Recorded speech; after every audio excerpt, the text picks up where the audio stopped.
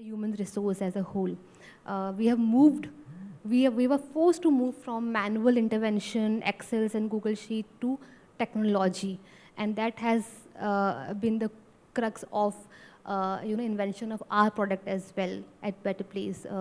The SaaS solution which we have for the frontliners, the gray and the blue collars, to make their life better and also help the principal employer to make it a very productive engagement for their frontliners. So I'll start with a couple of questions, and my first question is to Mr. Mahesh.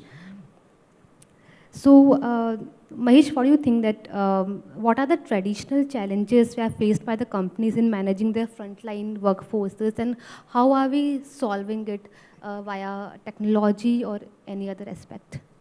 I mean, if you look at, coming back to the industry like us, where we operate in the space of textile, I mean, it is heavily manpower intensive. Of course, without technology, managing such a large data is not easy. Yeah. And I'm talking a scale of around 10,000 people.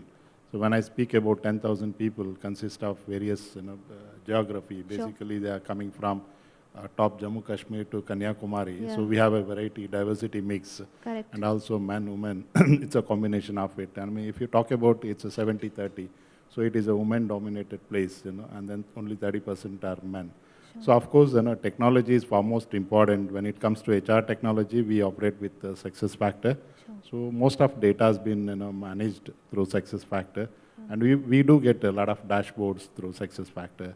And of course, we are also trying to upgrade our success factor. Currently, it is limited to employee data management, and we are working with PMS module. Sure. So probably soon we are looking for an advanced version, I mean, additional modules in success factor, or maybe we bring other technology or other platforms where you can plug into success factor and operate. Sure.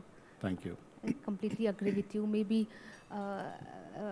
Subhashi would want to add to it how at Senco you are making an impact on the frontliners using technology, and how are you maybe from their overall engagement level to their learning level, etc. How you're using technology to make an impact on the frontliners and also productivity levels as a principal employer which you look after. Sure. So I tell you, I will start with one example. And though we strongly believe in today's world, the more and more we are experiencing,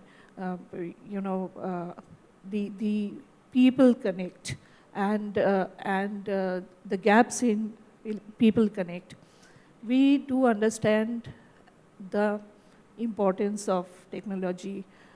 It has become integral part. Without technology, connecting with people across pan-India globe, it is becoming very, very difficult. We had man dependency, and we human being, it's very difficult to say the way we used to get feedback. The timeline travel for getting feedback, by the time feedback used to come to us, the time has gone. So connecting everyone with a very short span of a time, there cannot be better way.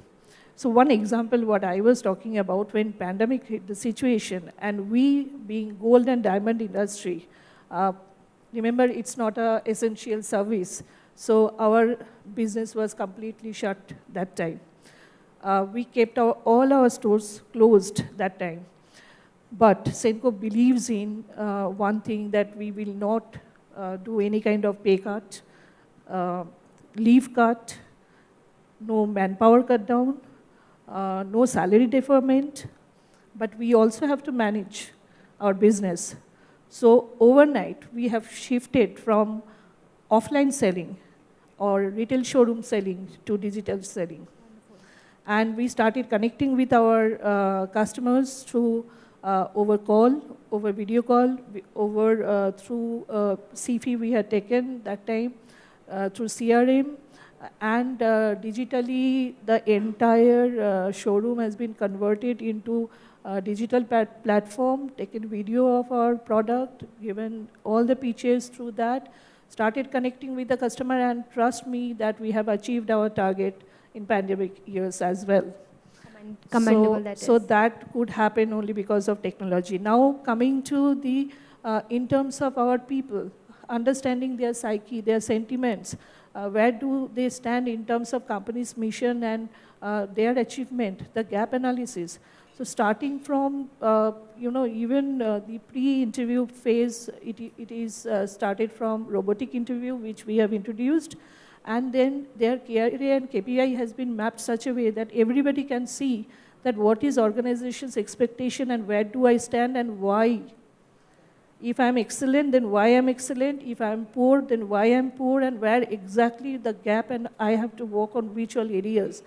That could not be possible without the help of technology. Of course, human touch, people connect is very much required, but for that we need to know that exactly which area we need to work on, and that helps us with the technology. Thanks. Thank you. Would like to also take your inputs, Mr. Philip, on, I understand in your organization it's largely technicians and tech-heavy inputs, and 25% are contractual employees. So for overall their upskilling and to keep their learning cycle on, and to keep their engagements on, and to increase the stickiness to the brand, what are the measures as in HR org you are taking to ensure that? For our employees, we obviously constantly look at their skills.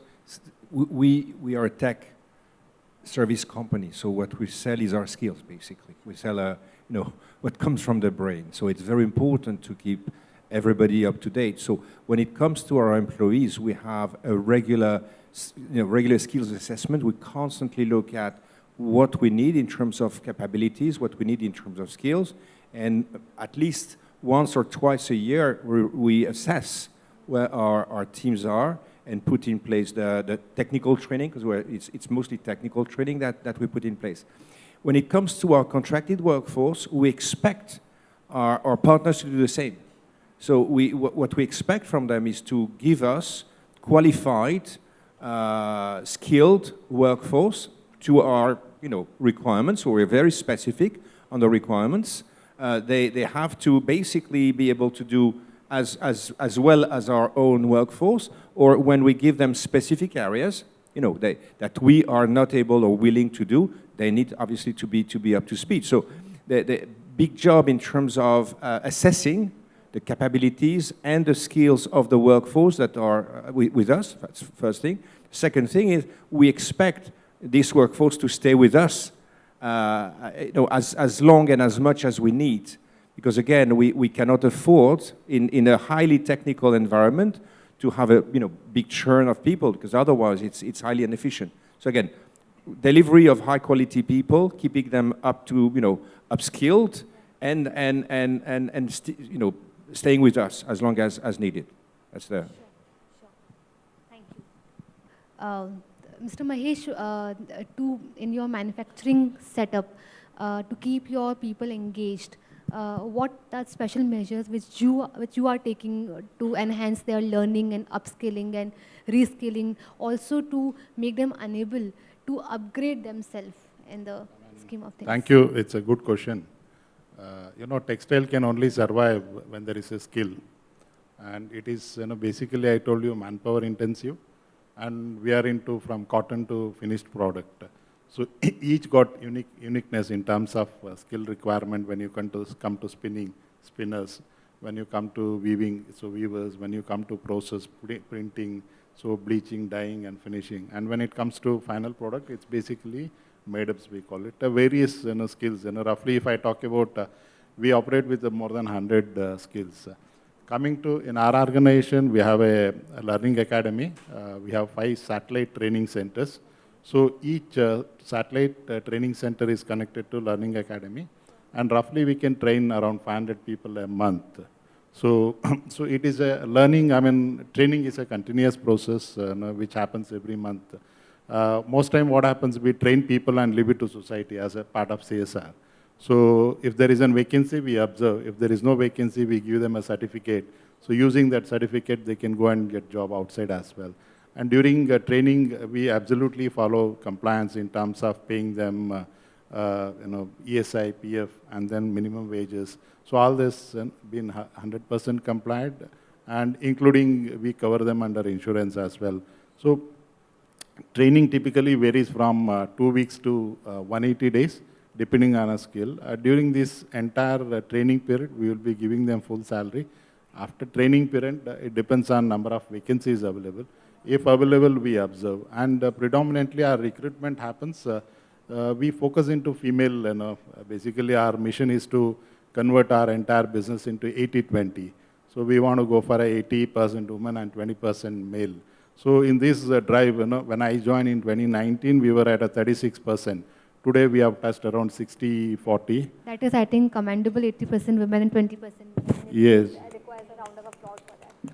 I mean, a lot of effort in, the biggest challenge we face is mobilization of people, one.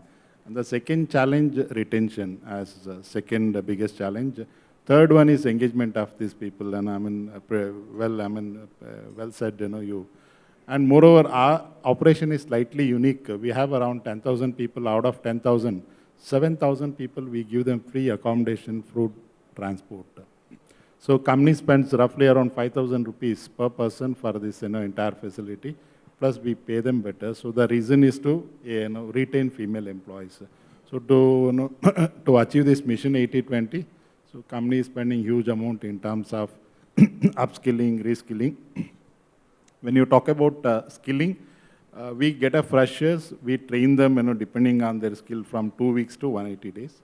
And apart from that, we do a lot of reskilling activities. For example, if there is a spinner, so can I train him on weaving operations so that when there is a crunch of manpower, so he can do multitasking. And when I do reskilling of these employees, their efficiency also go up generally. So we try to believe in retaining people and reskilling, so that give me more efficiency. In terms of production efficiency, in last 3-4 years, we were at around shop floor efficiency of 70%. Today we are at 95-96%, just because of this learning activities which we have put in place. I told you 5 satellite training centers connected to Learning Academy, continuous training, continuous skilling and reskilling helped us moving from 70 to 95%. So our mission is to make this entire plant multi-skilled, so that everybody can do multiple jobs. That's what our mission. Maybe it's a long journey for us. It may take 2 to 3 years, but I'm sure that we will achieve it. The reason our team is very good in executing plans. So once we strategize, team is pretty strong. They go behind targets, they execute and come out. So that's how we moved 36% of female into today 70%. And very soon we will be achieving around 80-20. That's wonderful. Actually, it's a very noble thought to give them multiple skills so that they make themselves more employable and keep the skilling cycle on, and the kind of female ratio which you are managing, it is, as I said, is commendable. Thank you so much. Coming from what you rightly mentioned, retention of the right talent has become the key of success for any organization. And majority in frontline workers, the attrition level in India ranges from 40 to 50%. That means in a quarter, almost the entire workforce changes, right? So how are you combating that key problem which India as a whole is facing, specifically from the frontliners' lens? Ms. Subhashi, if you would like to answer that. So if we want to retain our people and the team, what we are talking about, frontliners, the options are much, much more available for them. And even for a small hike, they are ready to leave. So retention, if we are talking about, if we want to retain them, we have to show them the future, the growth path, the career development. And it cannot happen for, the waiting period cannot be for 1 year. So the appraisal, what we do for others, yearly appraisal, frontliner, we have to do quarterly. And then they know that in next 3 months of time, where should I go? And if they are unable to get growth, they will quit. Even if you give them the best of the benefits, the Mediclaim benefit you gave, food benefit, transport benefit, travel, all other benefits, even then, that is required. The hike is required. So it is not only the financial hike, but in terms of my career development. So that is one of the very important area we need to work on. And after implementing that, like we have, I think every organization has, but we have brought in a concept called time-bound growth plan. So when they are joining, at the time of joining, they don't know that in how many years they will become zonal manager level or above zonal manager level, okay? And we have an assessment center, panel members are there in assessment center, so there is no biasness over there. So panel member from different department, they take part in terms of assessing them.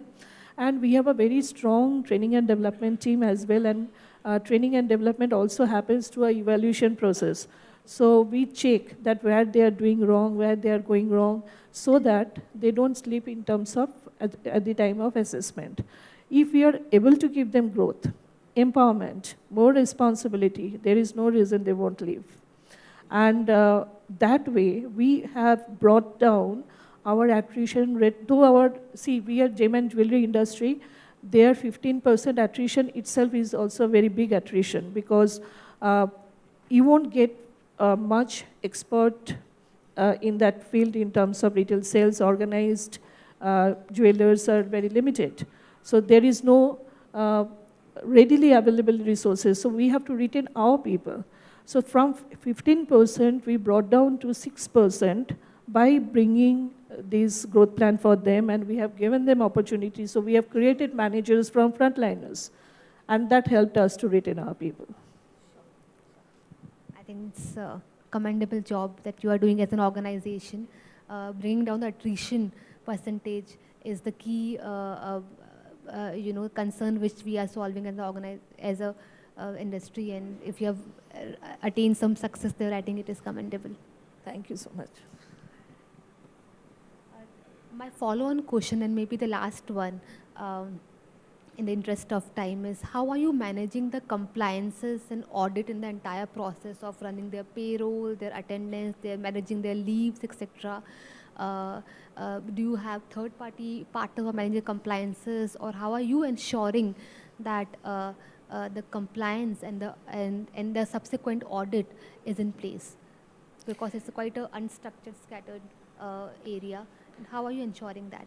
Okay, so we are into retail industry, and before talking about the compliance, I tell you that for not only retail industry, gem and jewelry industry. So for us, the ideal combination of male-female ratio would be what you are aiming for, 80-20. But currently we are at 60-40, 60 male and 40 female.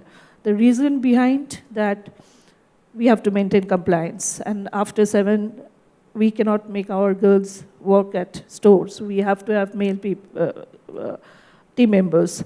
So we have our very strong compliance cell. We also have multiple audits. So 3 audits happens, 1 internal audits and 1 statutory audits, and then another external audit we do. Also, we have a compliance portal. So every payment has to happen on time. Every compliance have to manage on time. Our end-to-end HR process is automated process. In fact, we have a lot of surveys we do from our team members, and I would be happy to share with all of you that Senco has received Great Place to Work badge this year, 2023, and we have received it. And the whole purpose and the way Senco is operating, that this organization, no matter what comes, they do not compromise in terms of their compliance. So for that, all kind of checks and systems process are in place. Many congratulations to you for that. Thank you. That's wonderful. Mahesh, maybe your thoughts on the compliances and the subsequent audit, and maybe then we can summarize the session. Thank you. Before getting to compliance, if you permit me, I just want to say one good thing. We have implemented, especially learn while work. Basically in a female, we have called FEP, Further Education Program. So what happens? Many of these operators, they come from rural background. Okay, so they will not have a chance to do their graduation or masters. So as a company, we support them on a FEP program, further education. This is predominantly, purely for a female employees. So while working, they can register for further education. We have a tie-up with open universities, so wherein companies support them paying fees, and also we support them for private tuitions at their PGs, so that once they complete graduation, based on their graduation completion, we also give them career progression in terms of upskilling. And one more good thing, we have come out of this annual assessment, bell curve and all. So basically, we are moved out of the traditional system. So in our company, assessment happens every quarter, because I have to retain only high flying employees or high performers. So every quarter there is an assessment. If they could perform to the expectation or the KPI set by the department, so we do increment every quarter. So depending on what level, what grade they are into. So that's another system to increase retention. And apart from that, I told you we pay the best salaries. We pay 20% bonus. So those are things which help us to retain these employees. Coming back to compliance, we work with big buyers like Walmart, Carrefour, and then Target, IKEA. So these are our buyers basically. We work with predominantly our business is focused into US market 80% and 20% in UK, European market. So when we work with European and US buyers, of course, compliance is very tight. On an average in a year, we go through around 40 audits. You talk about today, we are SMITA certified, BSCI certified, Higg Index, we are the industry top. So, so you talk about compliance, it's every month, on an average 2 to 3 audits we go through.